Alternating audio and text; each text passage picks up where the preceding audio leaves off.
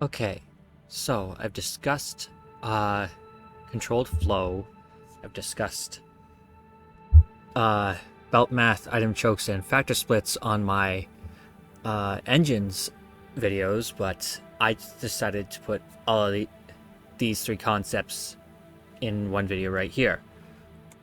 So belt math is subtraction, division, and addition to create specific part numbers per minute for a whole number, which you can split up later for specific items per minute. This one is one of my favorites. I take a Mark 1 lifter and a Mark 2 lifter off of a Mark 5 line. That removes 180 off of the Mark 5 line as those two lifters stay full because there's so many parts passing through that splitter. What's left is 600 parts per minute. It's far from the only number you can create with belt math. And my next favorite one is using a Mark 4 line, which creates 300 parts per minute with the same trick. Not every time you're not going to be able to use belt math every time. If you have a belt that's not completely full or has an awkward number of parts on it, you're not going to be able to create a whole number effectively. In that case, you would use an item choke.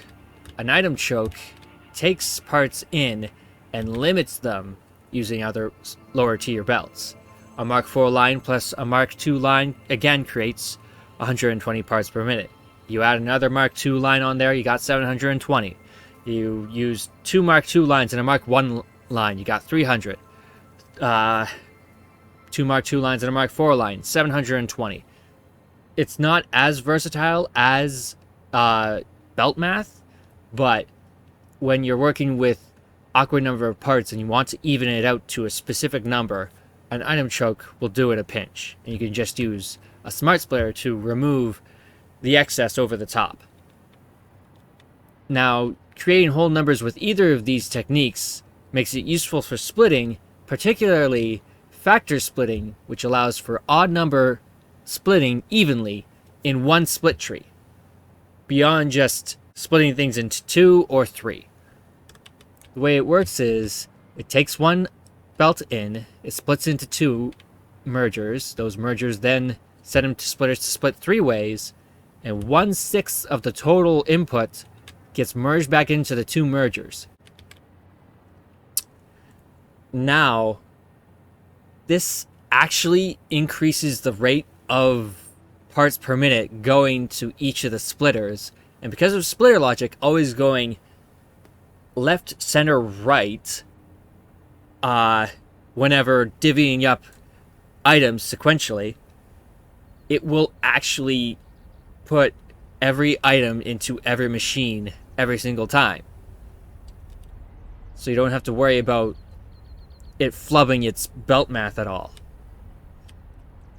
So, combining these techniques, if you need, say, 7.5 parts, I would create 5 factor split trees. This one is a 1 to 5 factor split tree. There are higher rates of factor split trees, but this one's my favorite. It's easy to work with.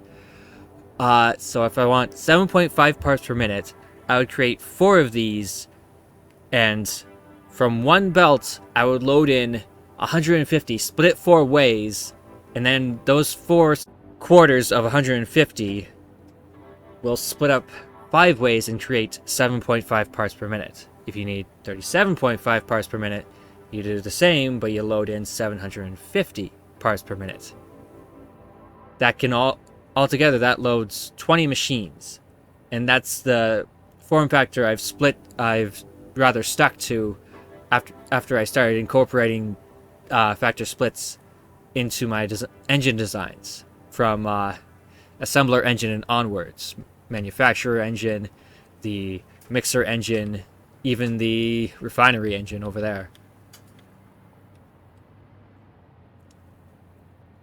I really don't see any limit to what these techniques can do when loading absolute numbers of parts in as little space as possible. but I don't think. I think the only thing that consumes items at even more awkward rates per minute would be fuels in generators. Like compacted coal is 7.143. Fuel is probably really awkward with fluid, but fluid works a little differently, so that should be okay. Anyways, that's all I wanted to share with you, and I'll see you when I see you. Thanks for stopping by.